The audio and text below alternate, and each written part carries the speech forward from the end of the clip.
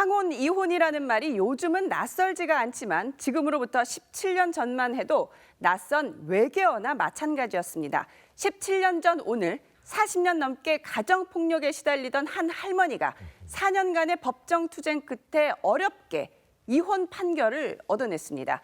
자, 손 변호사님, 얼마나 이 아픈 사연이 있었길래 이렇게 간절하게 이혼을 원했던 건가요? 이 할머니는? 이 할머니가 첫 번째 남편이 있었습니다. 근데 6.25 전쟁 중에 첫 번째 남편을 사별하게 됐고 7년 뒤에 이제 두 번째 남편과 이제 결혼을 하게 되는데요. 예. 이 재혼한 남편이 의처증이 굉장히 심했던 겁니다. 아. 같이 사는 동안 부인을 내내 의심하고 예. 의처증이 있으니까 어디 나가는 게 너무 싫은 겁니다. 그래서 거의 감금하다시피 이제 가정 내에서만 생활하게 하고 매일 욕설, 가정 폭력에 시달리게 했고요. 그래서 수시로 시퍼렇게 멍도 들고 그렇게 됐는데 가장 끔찍한 거는 이 남편도 북에 자식을 두고 온 겁니다. 그래서 이 둘 사이에 아이가 생겨도 예. 환영하지 않고 낙태를 강요하는 겁니다. 아. 심지어 그래서 3번의 낙태를 이 할머니가 하게 됐으니까 예. 사실 여자 입장에서는 받아들이기 굉장히 어려운 여러 가지 정신적인 고통을 겪는 결혼 생활을 수십 년간 이어왔던 거죠. 그렇군요. 최영희 평론가님, 네. 그래도 그 옛날 분이시잖아요. 그렇죠. 참고 참다가 정말 이건 안 되겠다. 네. 생각을 굳힌 결정적인 계기가 뭔가 하나 있었을 것 같은데. 네, 이 쌓이고 쌓인 게 터진 계기가 있죠. 예. 집을 나갔는데 말이죠. 예. 갈 곳이 없었습니다.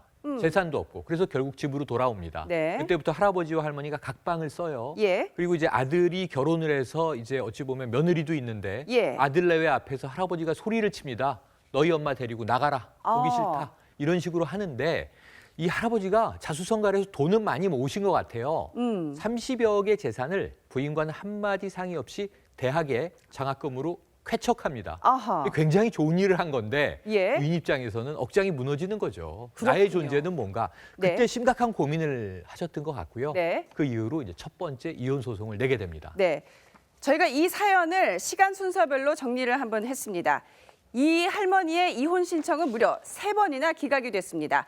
1심에서는 법원이 두 사람의 갈등은 일시적이라는 판단을 해서 받아들여지지가 않았습니다. 할머니는 3년 후에 다시 이혼을 신청하게 되는데 이번에는 남편이 이혼을 원하지 않는다는 이유로 법원이 할아버지의 손을 들어줬습니다.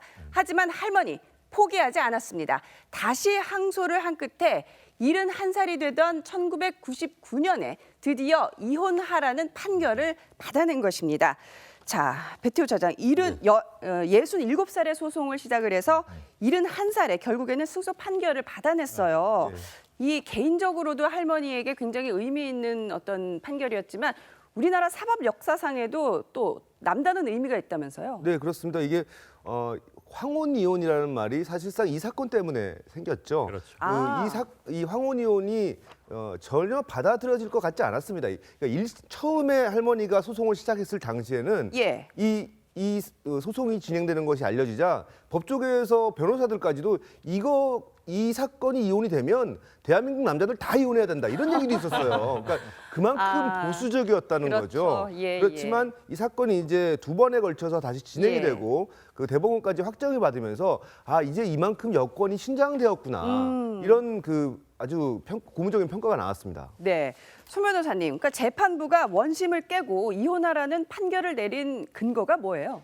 일단은 남편이 너무 가부장적인 권위의식을 고집하면서 살았다라는 사실을 인정을 했고요. 그 중간에 남편이 합리적으로 뭔가 부부 문제를 해결하기보다는 뭔가 좀 폭언이라든지 폭력적인 행위로 문제를 해결했던 점, 그리고 함께 모은 거액을 재산을 상의 없이 또 대학에 기부하는 행동은 사실 누가 보더라도 아내 입장에서는 받아들이기 어려운 거고 예. 이로 인해서 부인이 정신적 고통을 받았다. 그래서 이혼을 인정을 해주고 특히 이제 굉장히 중요하게 볼 게 이 시점 17년 전에도 이제 재산 분할에 대한 기여도를 어떻게 따지느냐도 중요한 이슈였는데 아하. 어찌됐든 가지고 있는 재산 부동산의 지분은 3분의 1을 넘겨주고 예. 현금은 3천만 원을 지급하고 위자료는 5천만 원을 인정했었습니다. 네, 어떤 여권 신장을 나타내주는 굉장히 의미 있는 판결이었던 것 같은데요. 배태호 차장, 예. 지금은 뭐 황혼 이혼이라는 말 모르는 사람이 없잖아요. 예. 얼마나 실제로 늘었습니까?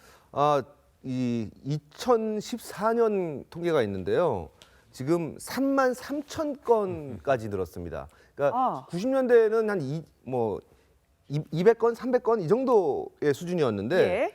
지금 뭐 20년 3만 건까지 늘었으니까요. 예. 뭐 굉장히 늘었네요. 급증이 아니라 아주 그 폭증이라고 해야 폭증이라고 되나요? 예. 표현을 해야 될 것 같고요. 예. 지난해 그 20년 이상 살고 있는 부부의 이혼율이 약 30%에 육박한다라는 조사도 있습니다. 30년 이상 같이 살고 있어도 그 이혼율이 한 9.6%. 아. 그러니까 한 10년 전에 비교하면 대부분 한 10배 이상 다 증가했다 이렇게 네. 판단을 하고 있습니다. 네.